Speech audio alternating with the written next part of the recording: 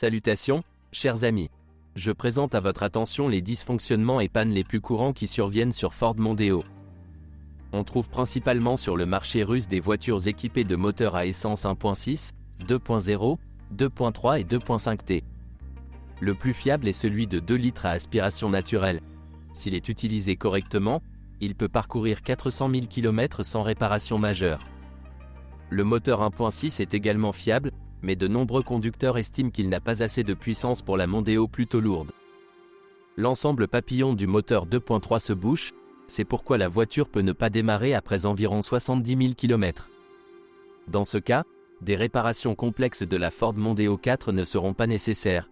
Il suffit de nettoyer l'ensemble papillon. Avec le moteur 2.5 turbo, les problèmes sont plus fréquents.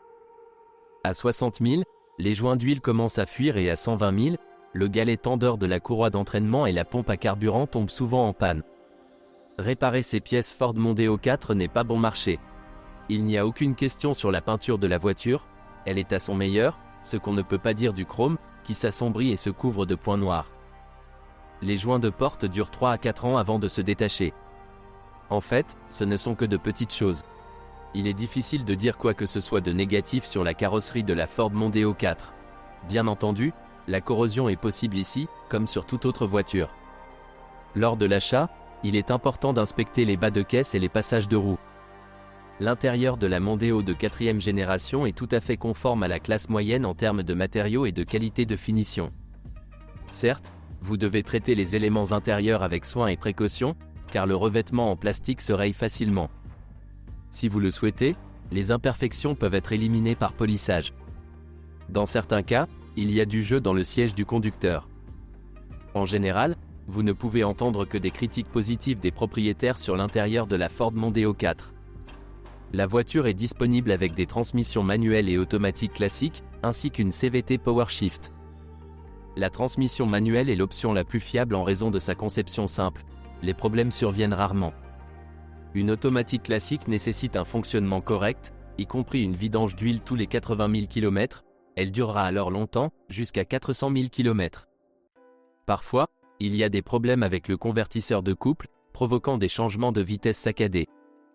Le variateur PowerShift offre une bonne dynamique et réduit la consommation de carburant, mais les conducteurs en sont sceptiques en raison de sa conception complexe et de ses exigences d'entretien particulières.